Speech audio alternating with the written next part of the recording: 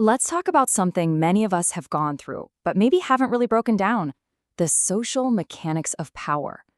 We're not just going to talk about what bullying is, we're going to go deeper and really understand why it happens.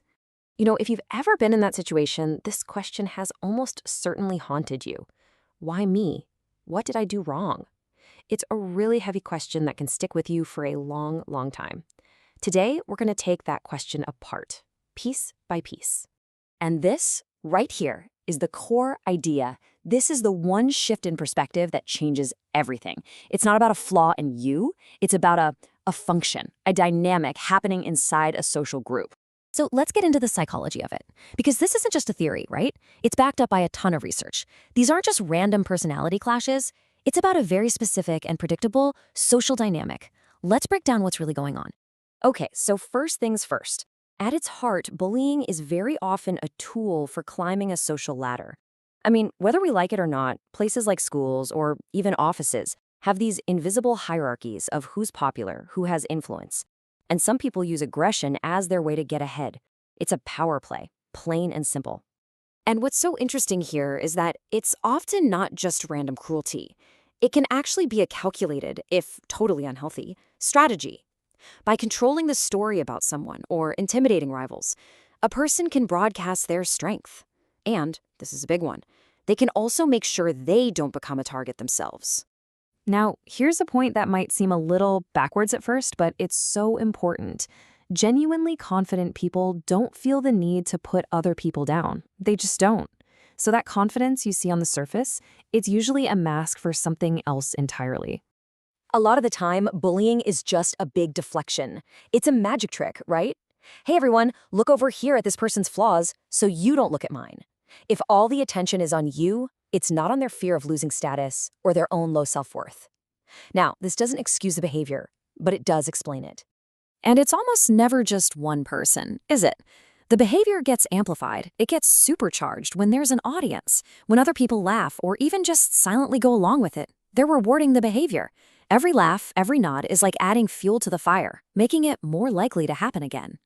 This brings us to a really key concept you might have heard of, the bystander effect.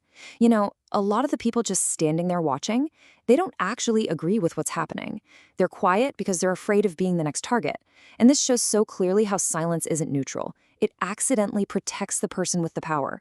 Sometimes what's happening has nothing to do with the people in the room.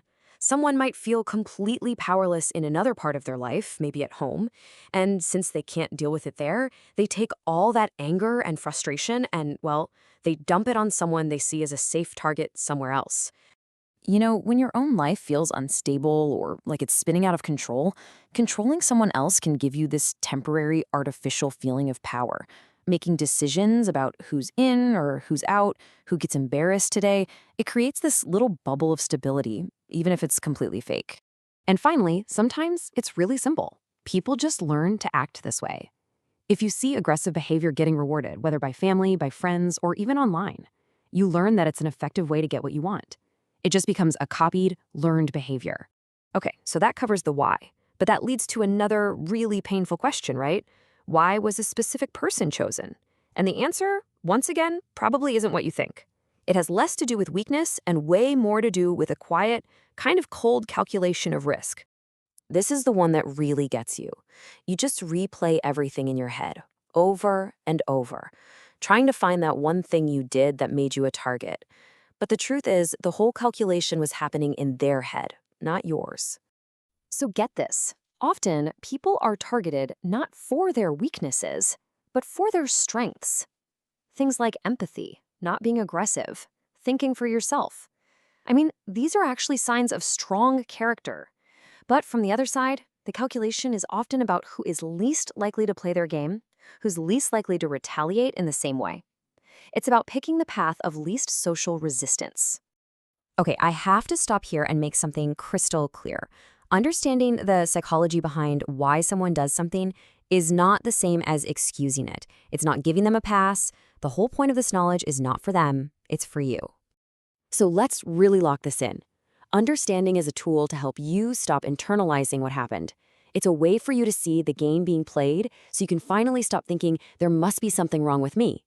It is never an excuse to tolerate the behavior, and it is absolutely not a reason for you to absorb the blame.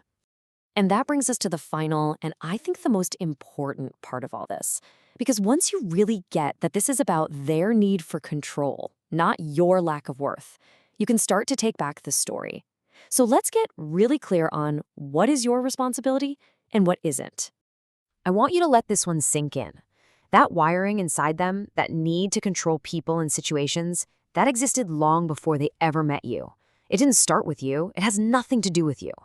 And that insecurity, whatever fear or self-doubt is driving their actions, that is their baggage to carry. You didn't create it, and it is definitely not your job to fix it for them.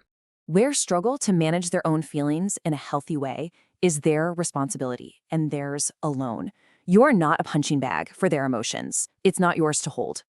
So after you put down all of that weight that was never yours to carry in the first place, what's left? What then is actually up to you? What you do next. That's it. How you process this, how you move forward, the choices you make for yourself, that is where your real power lies. And that's exactly what we're going to get into in our next explainer.